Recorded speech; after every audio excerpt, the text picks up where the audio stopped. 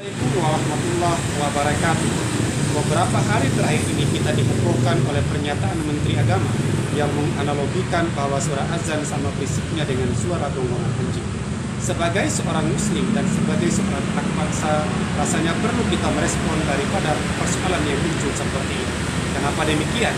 Pernyataan daripada Menteri Agama yang menganalogikan atau yang misalkan suara azan dengan suara gonggongan anjing akan melahirkan reaksi dari berbagai elemen, terutama umat Islam yang merasa tersinggung atas pernyataan yang demikian.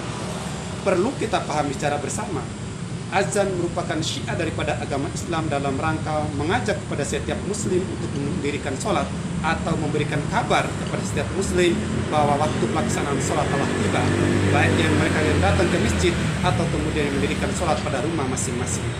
Hal ini tentu saja berbeda dengan pelaksanaan sholawat atau pembacaan ayat-ayat suci Al-Quran yang dapat dilakukan dengan tanpa pengeras suara atau tanpa suara yang kencang.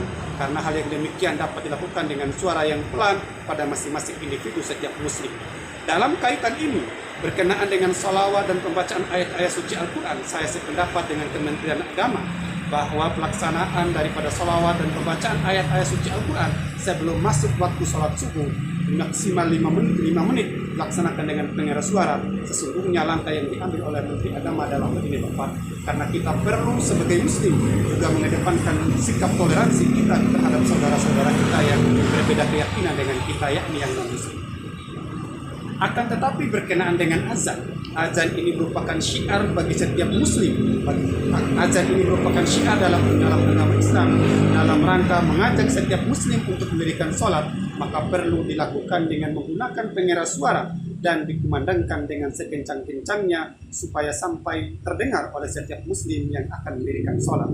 Oleh karena demikian, kami sebagai umat muslim yang berada di Indonesia tentunya meminta dengan segala hormat kepada saudara-saudara kami yang non-muslim untuk juga memiliki sikap toleransi yang sama yang berkenaan dengan azan ini, bahwa kami perlu untuk mensiarkan daripada ajaran agama kami terutama kepada saudara-saudara kami sesama muslim.